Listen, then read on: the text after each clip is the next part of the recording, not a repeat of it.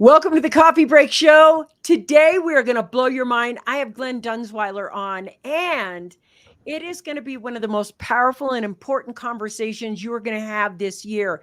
It is some of the most important conversations that you will have with anybody in your family, but especially somebody looking to go to college. And we'll begin in just a second.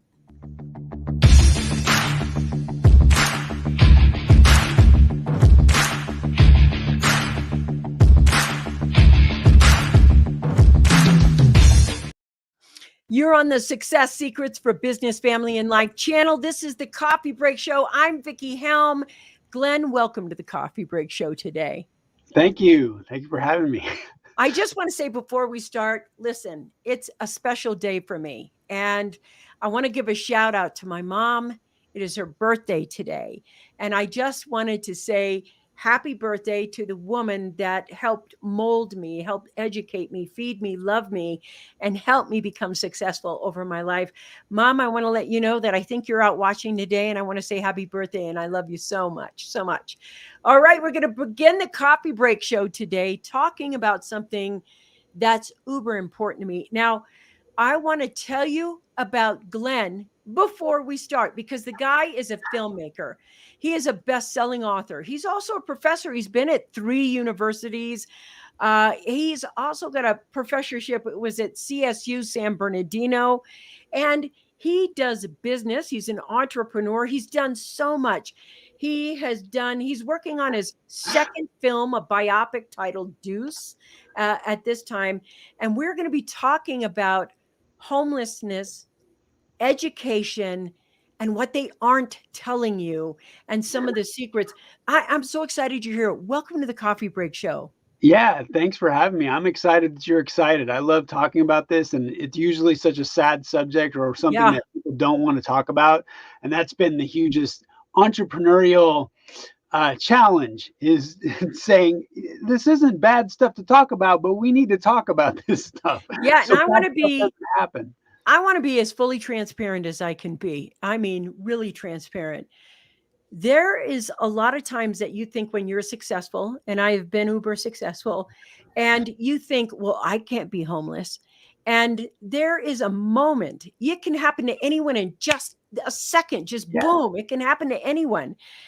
2001 happened, and doing fine, business is great. Then suddenly this calamity happens, and it trashed so many businesses. And I was money in, and my money sources completely gone instantly.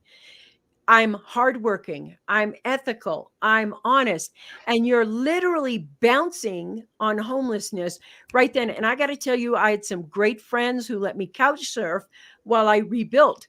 But it's like the stigma against this, and I'm educated. I don't have 1 degree, I have 2. So it seems like there's some hitch in this giddy up, and I want to unpack it all with you. But Glen, my first question is, how did you even get into this passion and this? How did this happen to you? And by the way, I'm going to start right now and say this is a great book. I read it in 1 sitting. It's fabulous. Here it is. But how did we get to start? How did you join in this? How did you find this? I bought a house in 2006. Never mind. I'm with you now. So you kind of know my whole story. Yeah, I bought a house in 2006, and 2008 I got cut back at work, even though I was teaching at UC Riverside. I was then a lecturer at UC Riverside. I owned a house. I had a wife, standing member of society, and my bank told me that they wouldn't even talk to me until I stopped paying them. So then that's when I realized, oh my gosh, they're asking me to put myself in jeopardy of becoming homeless, because I knew that if I would stop paying them, I'd ruin my credit, which would preclude me from being able to even get an apartment. And I thought, how's this work? And so that's what thrust me into figuring out who homeless people were in this country, how they got there, what happens once you become homeless, and then how you can get out of it. And then that just kind of led me into, how can I help people to prevent themselves from becoming homeless or becoming vulnerable? Because once you go homeless, everything gets harder. And just like you said, you had the ability, you had friends to couch surf. Once you have stable housing, you can build from there. But if you don't have stable housing, it everything just gets so rough. So what I've noticed is that we are lacking family and community.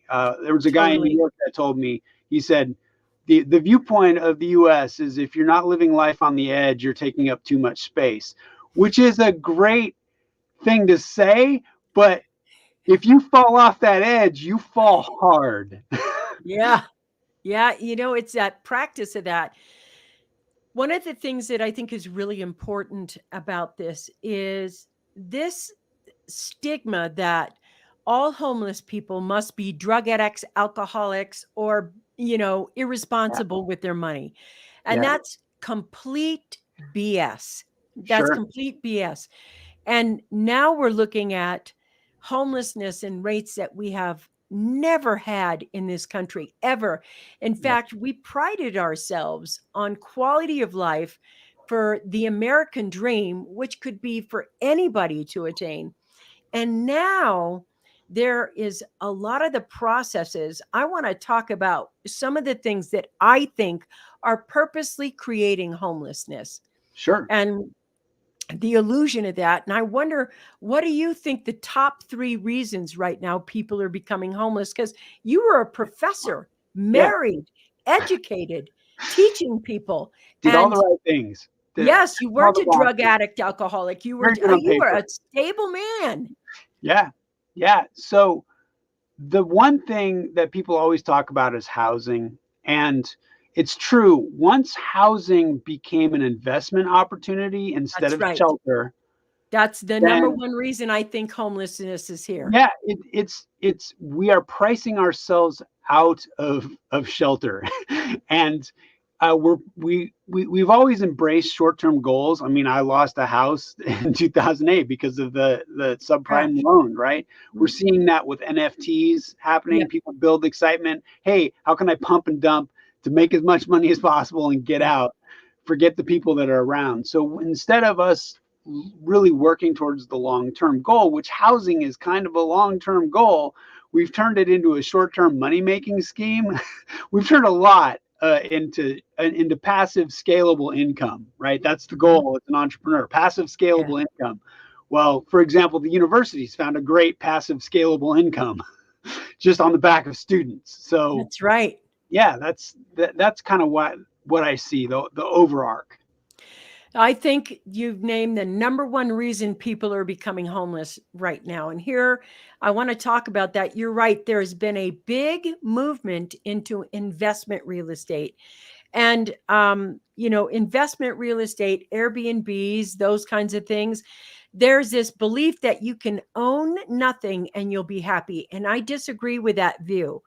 I'm like, there can be open source things, but when you own your home and you can come to that home, that's your home, your space. It's not ruled by somebody else who has to say whether you can get out or stay in or get out or whatever. That to me is the American dream. Owning a home is an asset. But the way they have really made these assets terrible is the contract by which you purchase your home Yeah, and being absolutely uneducated. And contracts now, they take attorneys, you go to closing, there's paper after paper after paper. And the truth is, they want you to close right then. If you actually said, yeah, I'll close in a day or two after I read this contract with my attorney and then come back to you, it would be a different. But they're trying to close that deal right then, close that deal that day. And you wanting the asset so badly. And now with the high, we're going to buy all the apartment buildings and we're going to make these investment properties. So only the wealthy can have an apartment right. and or only the wealthy can have a home because home prices are equally skyrocketing. It makes it so that just the fundamental well-being of having a home is at jeopardy with everyone. Right. So, um, right now, the second thing you talked about is what I really want to dive into right now, and that is student debt. It is, when I went to college and how much it cost now and how much it cost back then, It's unreal. And sometimes just to get a job that pays you marginally, like I love the dental hygienist. I'm glad she cleans my teeth, but she's not making, or he's not making, a living wage. And the college costs to get that degree are skyrocketing, and there's no really regulations around that. Yeah. Yeah. It's about looking at your return on investment. We've been sold that education, period, is a good investment on your future without looking into what that education is. I'll give you a very personal example. I went through two MFA programs, Master of Fine Arts, one in lighting design and one in sound design for live entertainment. But theater, live entertainment, is a broken business model. And what Yeah. happened in the 90s, there was this shift where in order to be a theater designer, you needed a graduate degree. You needed an MFA. But what I ended up learning was happening was all the designers from New York, from LA, they needed stable jobs. So they started working for the university and they developed an MFA. And so, what good on them, right? They figured out a stable job, but now I'm paying for an MFA. And once I get out, yeah, I need that MFA to work, but the work doesn't pay me enough to live. And I just think, wait, what did I just do? And so I got a degree in homelessness. I actually went through two of them, and my theater people hate me for saying that, but I mean, it's a trap. It's like you bought into a trap, and my parents taught me that school was the thing, because school got them out of, my dad especially, lower middle class, working class. Education was the thing. So I just blindly bought into that, and I was good at education, but I never did a return on investment You analysis. don't look at the end of it. Yeah. Yes. And as an 18 to 22-year-old, I taught them for 11 years. They're not we're looking at that. But I always say entrepreneurial skills are like vegetables. Maybe when you're a teenager in early 20s, you don't need carrots and celery, and you can get by on Burger King. But Yeah. someone taught you about good nutrition when you were young. And then later in your 25, 30, oh yeah, carrots. That's entrepreneurial skills. That's, oh wait, now I need to figure out how I make a return on this, because I have this guy that wants to sell me this degree that's $120,000, but when am I ever going to make that back? Yeah. And And that's so huge, Glenn, because we're sold education. Education is a business. It yeah, is a flat out business. Your degree is what they give you as part of their business. And it doesn't guarantee, it used to guarantee you'd have a great future.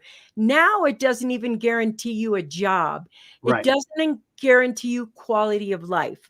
Yeah, And this is so important what you're just saying, because people, I remember in college, I remember I got through college. My first degree was in accounting and finance.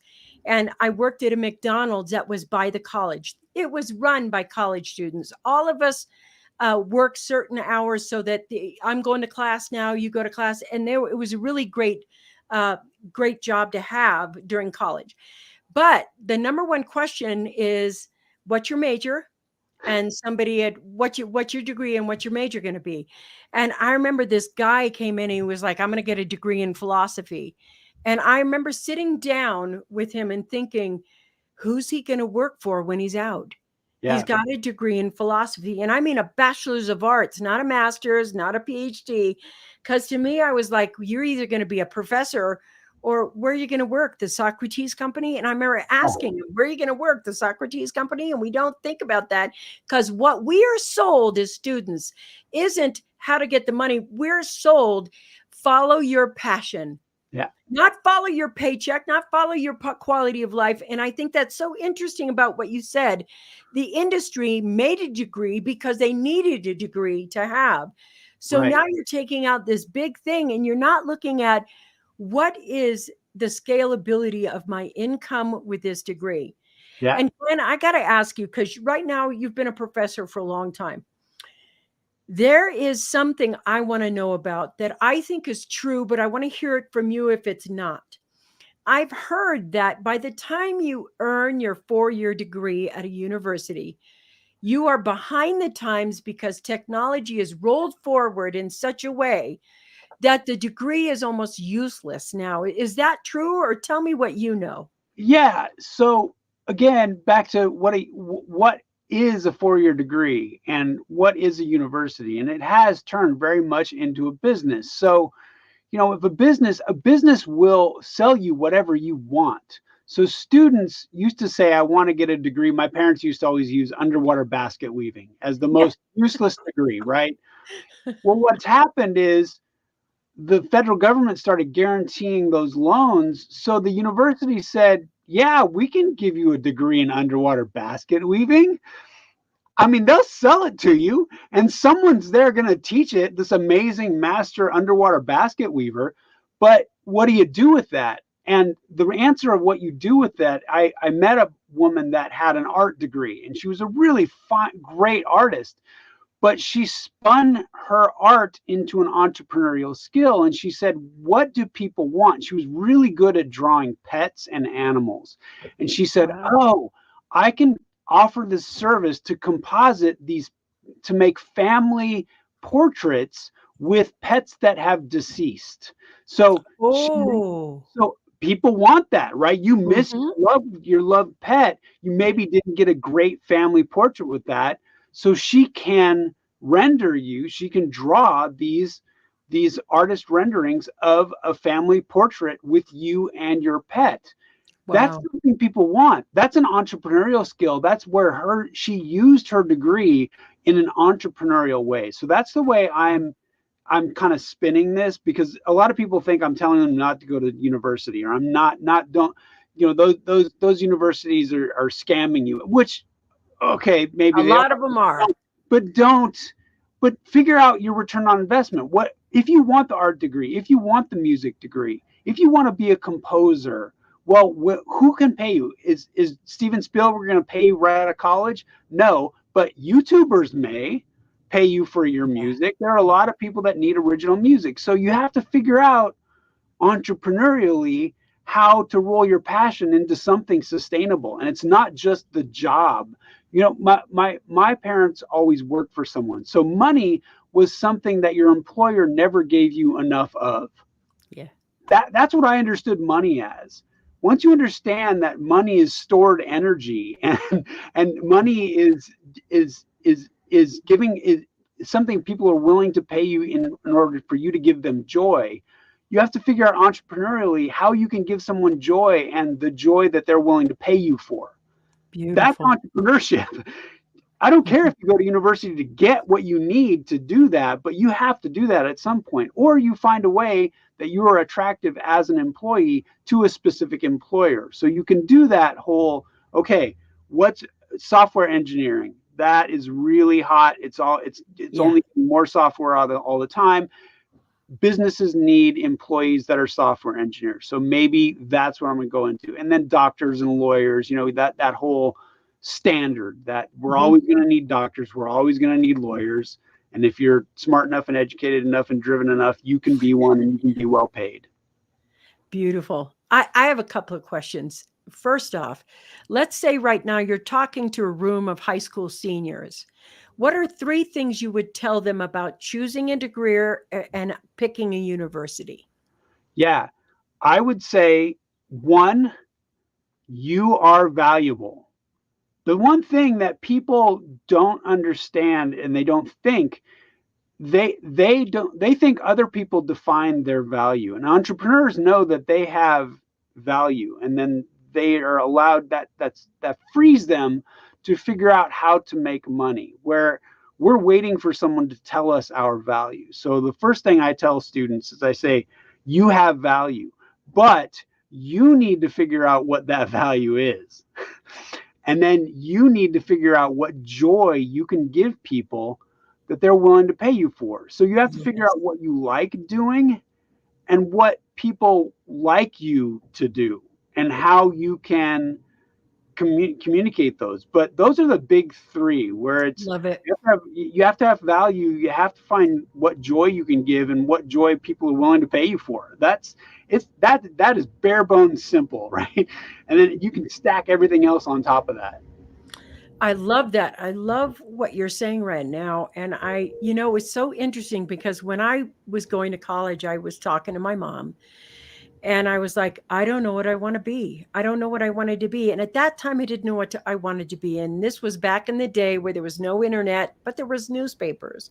Hmm. And I remember she sat down with me on a Sunday newspaper with the employment section and we went over it and we counted the jobs: accountant, doctor, lawyer, Indian chief. We counted, and there was so many accountants being hired. She said, this would be a good job to have because if you get a degree in this, look how many jobs are open.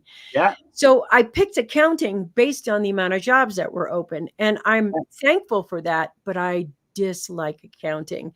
And sure. I liked what you just said because what I did as my first part of my career was I went from working as an accountant at a firm to a contract accountant. I did jobs specifically. I worked at a agency for a bit that used to send you places, and then I thought, man, why am I splitting money with them? And Yeah, if I'm splitting money and they're hiring me out to other people, I could hire me out to other people just as easily. yeah, And so that was really the first jump into entrepreneurialism.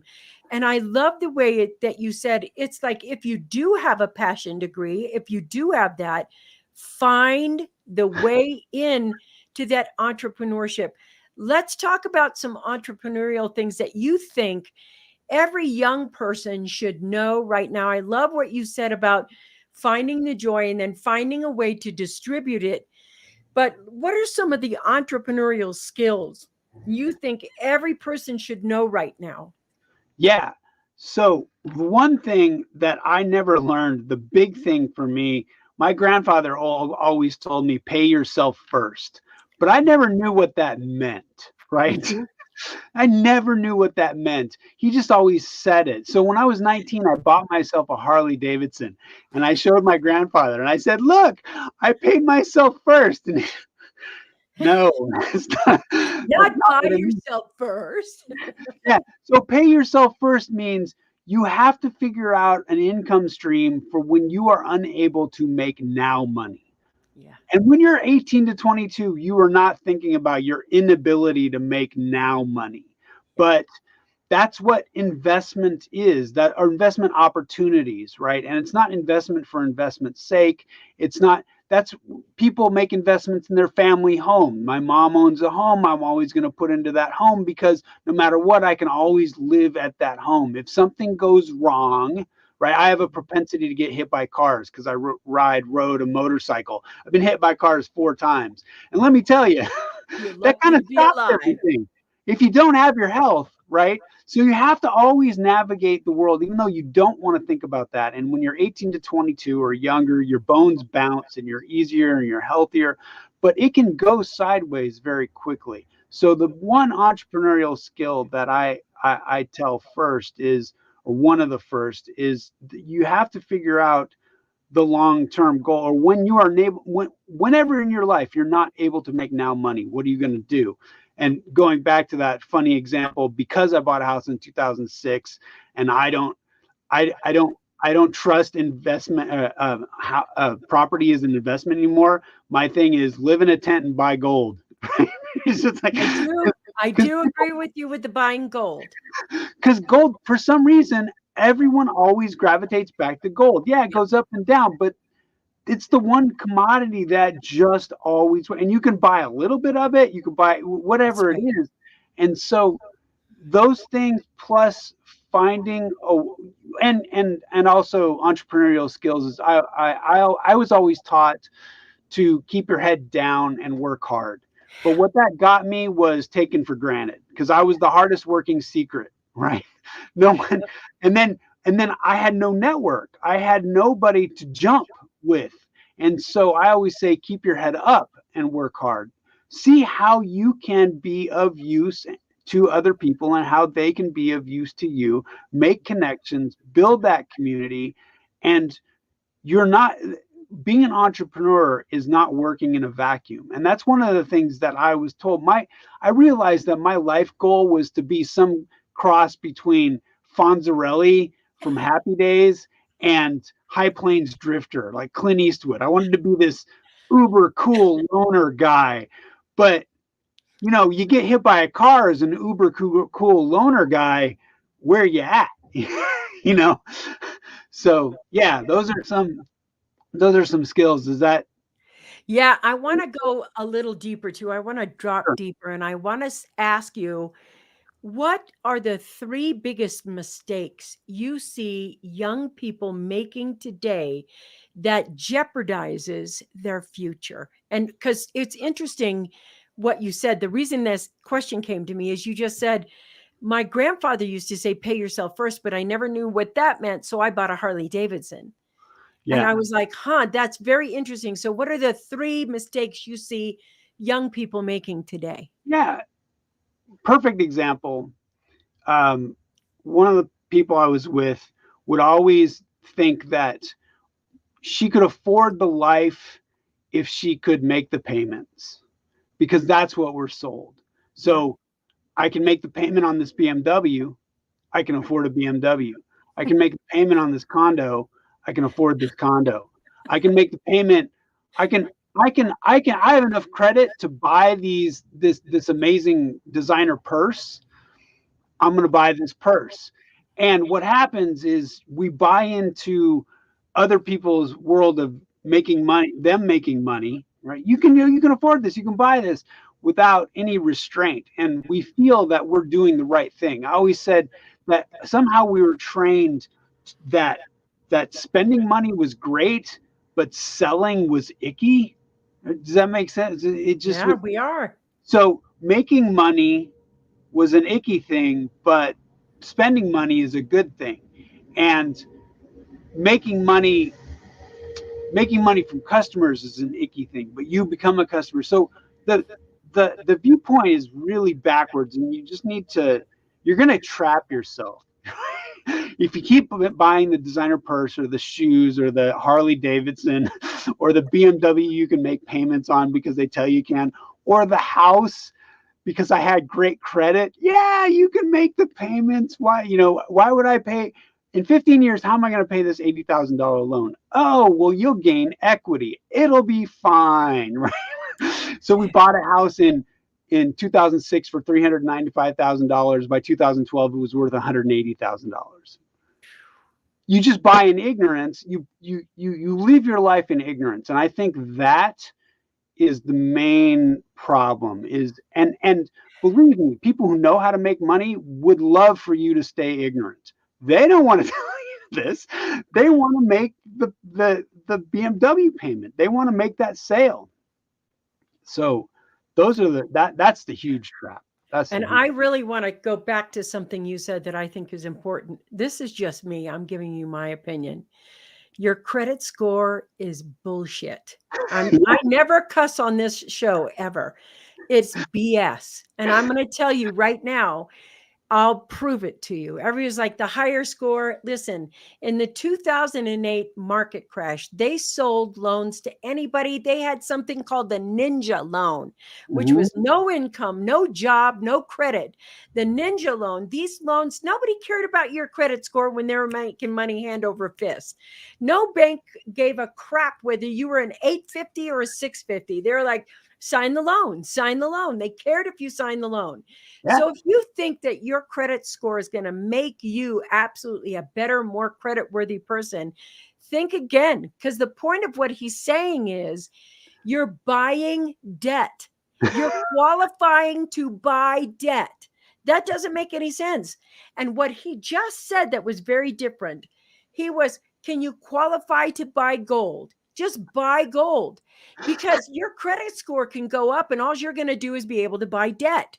But when your gold goes up, you're making more money, Yeah. money or debt. And that's interesting because he said very clearly, you have to flip your mindset. It's like, why are you buying $1,000 purse when you don't have $1,000 to put in the purse? And I'm like, oh my God, that is absolutely, Glenn, this is so important because we're sold that you need to qualify to get more debt. Did they Yeah. care about your credit score when you were buying student loans? Don't believe the lie of debt. They will they want, if you can pay it. And besides, if you default on debt, it's a tax write-off for the company. Debt, the credit score is absolutely crap. What was Yeah. it, Glenn? There was Donald Trump at one point was $900 million in debt, and they still gave him a loan. Yeah. They It want was you to like, if you continue. play the game, you're crazy. Yeah. The big saying is you can either pay compound interest or earn compound interest. Mm-hmm. It's better to earn compound interest, but we're trained to pay compound Compound interest. interest And and make it normalized. yeah, so here's a funny story where I got myself into my head about exploded. So I was always told that you make your deals and you pay for them, right? So when I couldn't pay my mortgage and the bank wasn't willing to talk to me about it, that was one blow. But we had to get our HVAC system in that house fell out of the ceiling. So we had to get a new one. Oh yeah. And but those are expensive. So we took out a $12,000 loan to pay this off. And in 2012, since our house was now only worth 180 and everything was falling apart in it, and we were still struggling to make the payments, we just thought it's not worth it. We don't want to live in Riverside. I need to move on from teaching in Riverside. So we have to short sell. But I was so obsessed about this money that I owed on this AC system.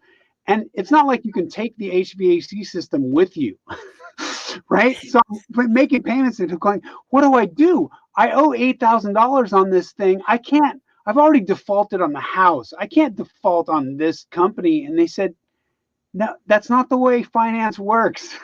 They're protected. They knew what they were getting into. That's You right. didn't know what you were getting into.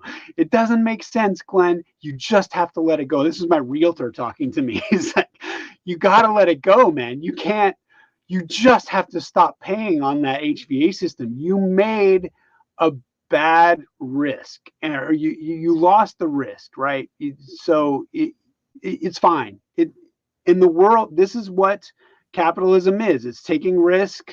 It's making, hopefully making it negligible, and then getting big rewards out of it in return, possibly. And it's that chance, and it's that motion, and it's a whole. I Yeah. remember Obama talking about getting the economy moving, and I just didn't understand it at the time. And oh yeah, because it's not about how much money you have, it's what value you can give to someone else and how you can trade that value. Money is just a representation for energy, and the energy comes from us. It doesn't come from the money. So as long as things are Yes. moving, people are happy. People are not happy when we're just holding a bunker, holding our tent, which I want to do. I always want to just live in a tent and buy gold. But I have to remind myself, no, it's about the movement. Yeah, it's interesting you talk about a flow, and the first place the flow gets stuck is inside you.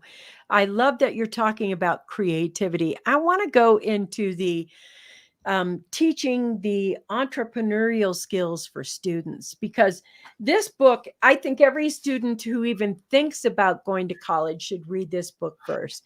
It's an easy, good read, and I have so much of it highlight. It's like so much of it was marked in yellow, and I really like, this to me was a very powerful chapter. And I think I want to go into some of the things that you talked about in this book, and just talk about at the beginning of the show. When I was reading there was a point where you were like, this is how you get out of homelessness. So this to me is how you ward off Yeah, homelessness. The first thing I want to tell you is, I don't care how wealthy you are right now or how broke you are right now. Where you are isn't who you are. And the systems that you put in place right now that we're going to be talking about are how you protect both your creativity, your wealth, your mental being. And I know that if you're homeless right now, things are tougher. I get it. And we're going to be talking about how we're going to get out of those things or how we can improve on those things. And if you're driving right now, relax. We have his book inside the show notes. And here is the link. It's on Amazon. You can grab a copy of the book.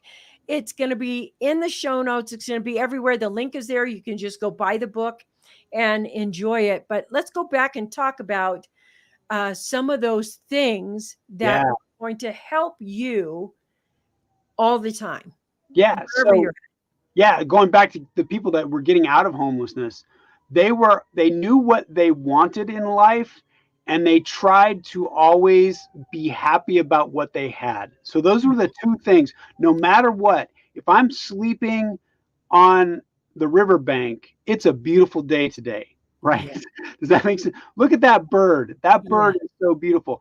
What are my priorities? There's one guy I talked to that was homeless, and he said, I want to keep my family together. We will find that is my priority.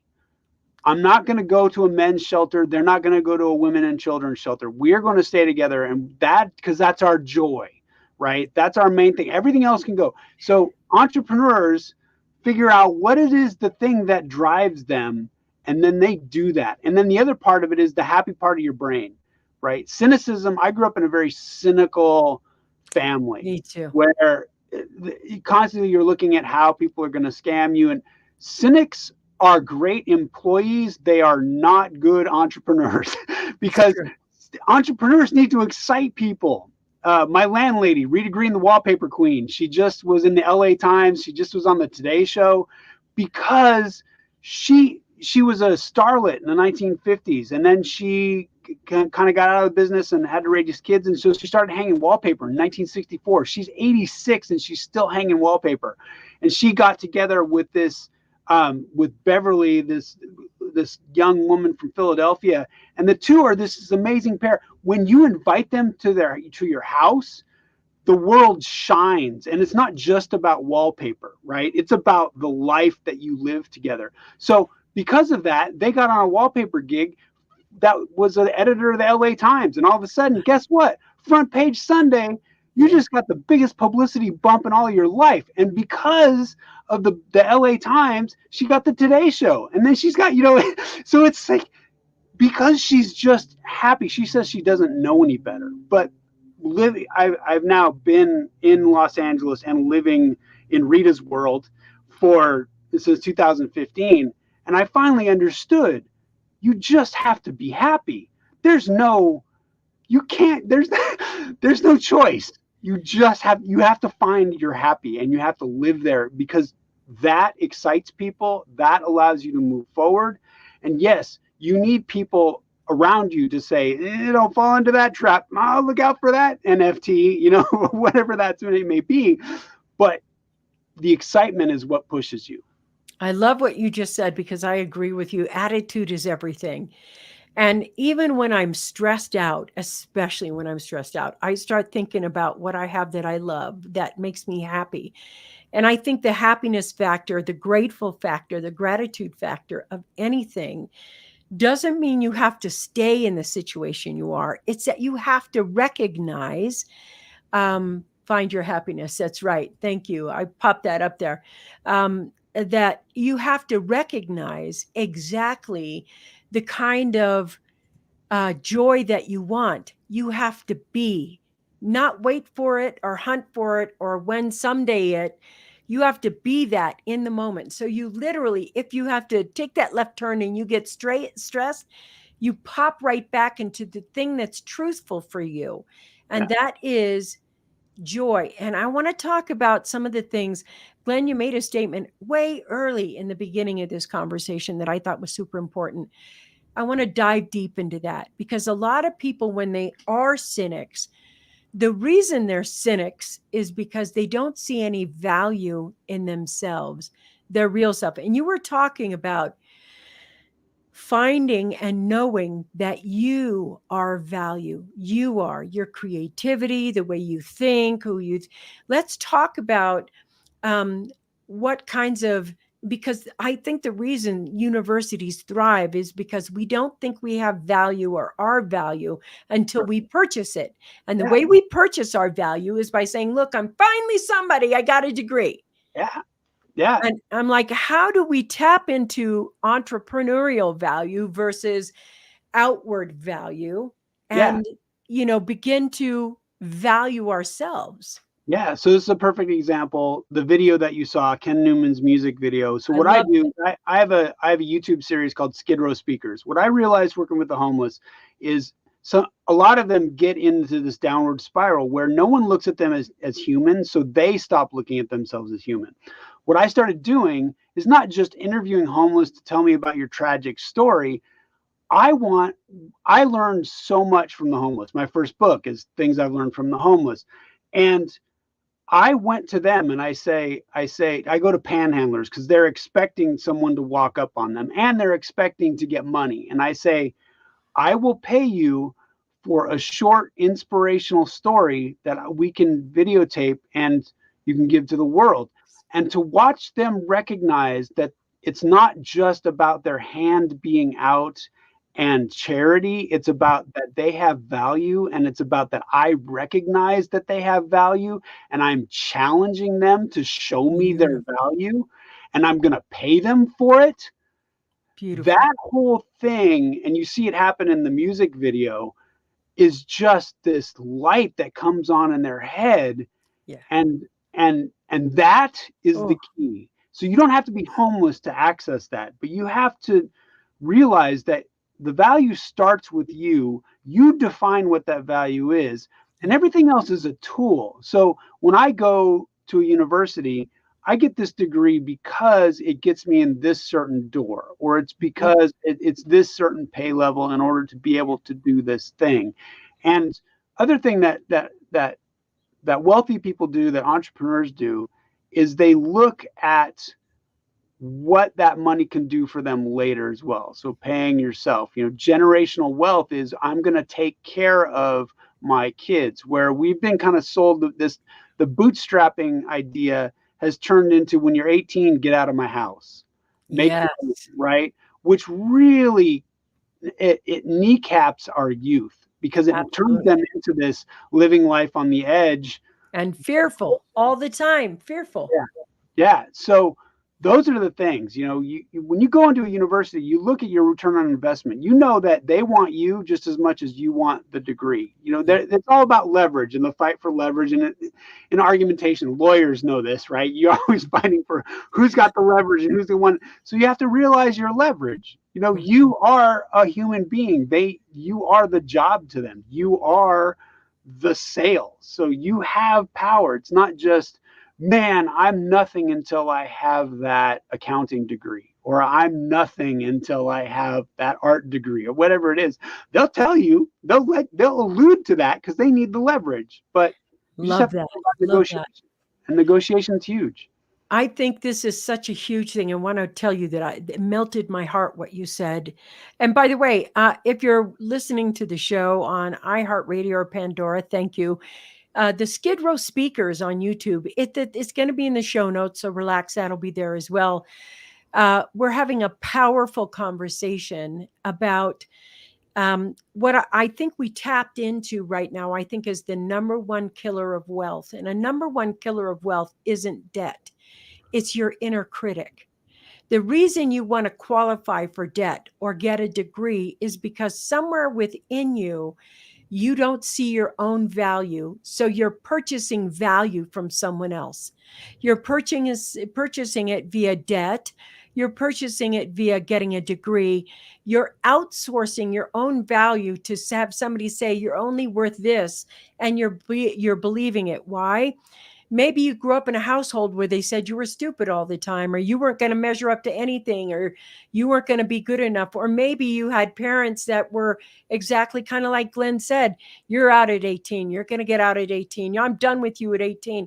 Maybe you felt fearful for your life and you're just like, oh my God, I don't know how to get my value because not even my parents thought I was valuable. And at that point, maybe you have some sense of your own inner critic walking around right now, talking to you, going, I'm worthless, I'm worthless, I'm worthless, until you're homeless because you don't know what your worth is. And that's okay. Let's just stop and say the truth. Let's just be there in the moment. And you're like, okay, I don't know what my worth is. Everybody told me I was worthless. And I developed this inner critic that now tells me I'm worthless and I can't achieve because I'm constantly saying that. And maybe getting that degree made you believe in yourself when everybody else didn't believe in you. But start where you are and admit where you are. Why do you want to get the degree? Do you want to get degree because people are going to be proud of you? Because it's dutiful. Everybody's gone to college and I have to go to college too. Because I really am scared and I don't want to go out into the world and do the thing I really want to do because I might fail. So I better get that backup degree. Why are you going to get this degree? Then the second thing I want to talk to you about is exactly what Glenn said. You have to sit down and recognize, even write it down, some of the value that you have, even if it's, I'm open-minded. I'm very creative. I have a good sense of humor. I have stamina. I have endurance. I can work hard. I have loyalty. Whatever those are, write them down, because you know what? Employers don't give a crap about your degree. They give a crap about your creativity, your loyalty, those things that you have value of. And I want to talk about how you help your students see their value and stop that inner critic from how do we stop that, and how do they evaluate what if they say, I don't know what brings me joy? Then Right. what would you say? Because when you're young, You everything, don't know. beer drinking could bring you joy. You Yeah, don't yeah, know. yeah. I always said I had a student that got frustrated with me because I was on him about homework, and he said, "Glenn, I'm just trying to live my life." And that I laughed at that first, but then I realized that's what we're all trying to do. We're just all trying to live our life. So when I had another student that said I'm bad at writing, I said, "Well, just write and let's work it out. You are not bad at writing. You just have to figure it out. What is the thing? What is the strategy that you're trying to do?" And as a professor, I would always try to take the negativity out of it. And I got frustrated, and I know I'm human, and professors are human too, believe it or not. Teachers are human too, believe it or not. We have our own stressors in our own life, and we make mistakes. But I tried always to be positive about the critiques and to say, look, I'm going to critique this, but we're going to look at how you can make this better. And I know you can make this better. Yeah. And why does it need to be better? Don't run away from it. One of the things that I was really bad at was sports when I was young. So I ran away from it. So guess what? I got really bad at sports. If you run away from the things you're bad at, it just gets worse. And if people need you to do those things, just get used to running into it. I had a friend of mine when I was trying to reformat my brain, and she realized that I was so afraid of failing in front of people that that was hindering me. And she said, even though I'm teaching people, it's okay to fail, right? And for me, I have my same problems. It's not okay to fail. It's not okay to show that Glenn is not good at something. So I would work on it, work on it, work on it until I got it presentable. That was my big thing. And she said, you're cutting yourself short. It's okay to not be good at something. And so Yeah. I started exercising and being bad into exercising in public and humiliating myself by not jumping, or whatever it was. And that's what that you just have to be positive about it. And I know that people love to be negative. We love, especially in the past 10 years, Oh, there's yeah. this love of dunking on people, of being rude about people. And Yeah. I was listening to one podcaster, and he said, why let them rent space in your brain? Just do your thing. But And so you try that. That's what I tried to do when I was teaching, was constantly get the positive side. That's what this book, Degree in Homelessness, it's a question. It's a question to ask you. I'm not saying you're going to get a degree in homelessness, and I'm not saying you have to read this book. I wrote it. You said it's an easy read. I wrote it so you could read one chapter, throw it away, say Glenn is a piece of crap and I don't want to listen to him. And then you pick up another chapter and you just go through it, and it's easy, and give it time to gestate. I mean, that's the thing. Stop criticizing yourself so hard, because I did so much. I still do. It's a habit that you just constantly have to break, and that's the thing to teach, no matter what you're learning. And I think this is so important, Glenn, because a lot of people don't understand how much AI and robotics is going to remove the worker. And the future is about the entrepreneur. And I think the future is also going to be about family businesses again, where the family comes together and says, our worker lives are getting smaller, smaller, and smaller. And that family business is going to start up. There's so many of them starting up right now. And the cool thing about it is you can have a family business online. Like your son can be in San Francisco and you can be in Colorado and your sister could be in New Mexico and you can still have a family business, Yeah. which you couldn't before. But what's happening right now is, and I want to let every student know this, while you're looking for your degree, you want to be able to take a look at how robotics and AI are going to be replacing those jobs. And I know a lot of you are like, well, I'm going to be a heart surgeon and blah, blah, blah. Well, guess what? Robotics is doing more surgeries now than ever before. And the amount of doctors we used to need, or the amount of surgeons we used to need, is getting smaller and smaller and smaller and smaller because robotics now can go into your knee and there's just a doctor kind of overseeing stuff. But really, it's being done by software and AI and robotics. So if they can do surgery that way, they can do any job. So when you're looking at the career of what you want to learn or anything else, you want to go, how long are you going to be working? Are you going to be working 30 years before you retire? Will Yeah. that career take you out 30 years as you're looking at it? Well, I'll tell you what Glenn just said about entrepreneurial skills and everything else that we've talked about today, those won't go out of style because Right. people will pay for surgery when they have to. Yeah. They'll pay for joy and entertainment every single day and twice on Sunday because that makes people feel happy. What's your joy? What do you do? What Right. makes you there? And how are you going to turn it into income first? It is Right. not follow your passion and the income will come. That's BS. It's here's your passion and how do I make that a Yeah. cash flow incoming stream for the next 30 years? Yes. That's why this book is so important. What he's trying to do is help you not make the mistakes everybody else is and be in that debt and be in that slavery and not have choices because jobs aren't growing that are going to be all jobs that are manufactured. Everything that you're doing can be shrunk into software. And to me, when I look at those, look at all the jobs created. It doesn't say who they were created for or what they were created for. If a Yeah. job was created and replaced by robotics, and they're like, here's the job number, but they don't say they're paying a robot. This is the future right here. It's so important what he's saying. Yeah. And I think this is one of the most powerful conversations, Glenn, because it is it is something that is happening very rapidly over the next decade. Yeah. And the people who stand to hurt the most are our students that are going in right now. These are the people who stand to make the worst decisions here that they have to live with all their life. Right. And that comes to debt.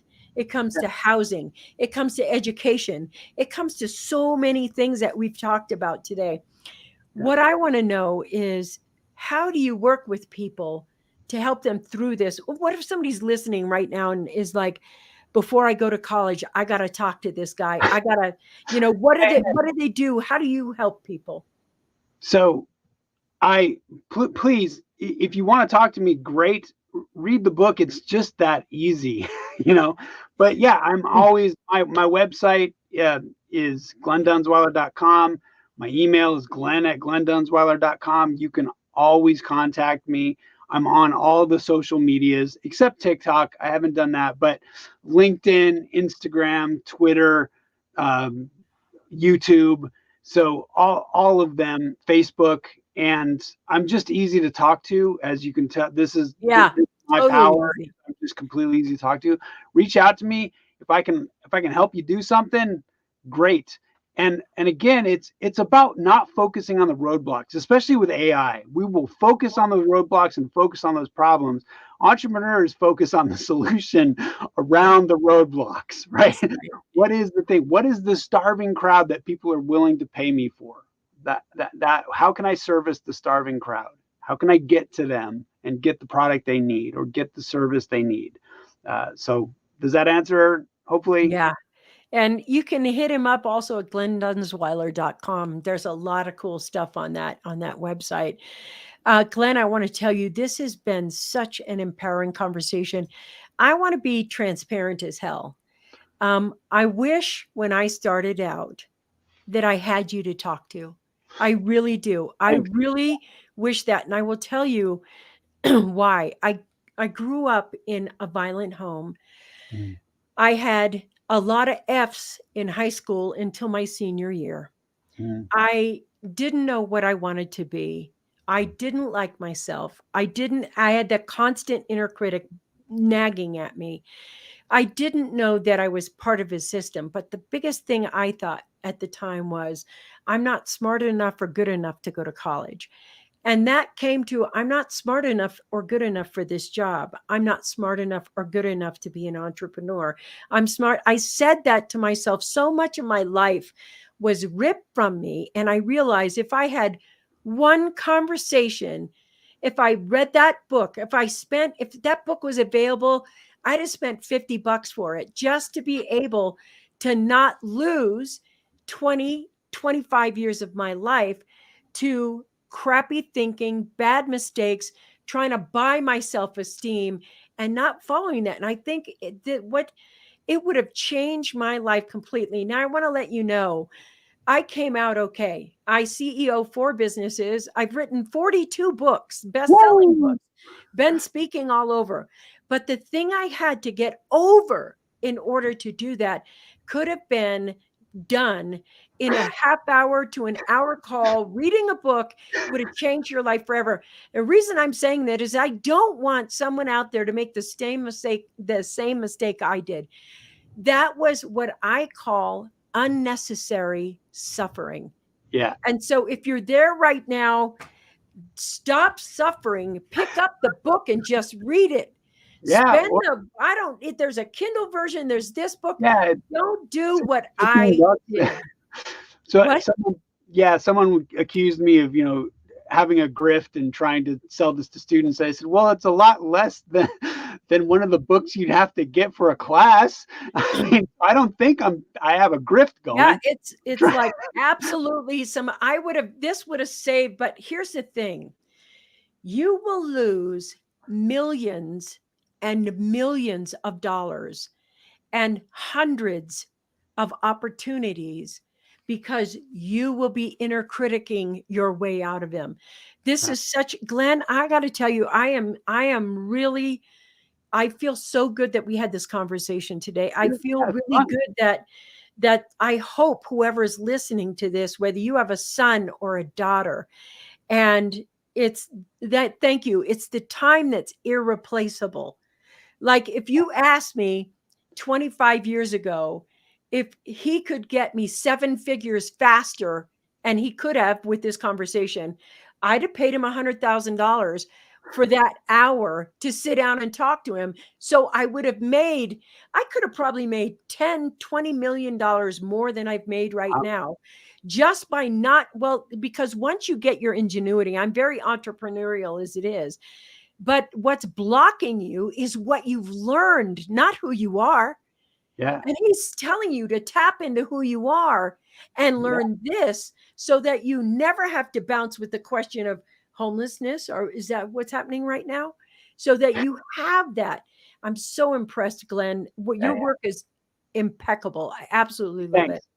The reason I also wrote the book is when I moved to LA, it was great because I go to networking events and I say, how do you make money? How do you make money? How do you make money? And because I didn't know any business skills, and I had the advantage of learning from about 9 different entrepreneurs that had their own varied model. And guess what?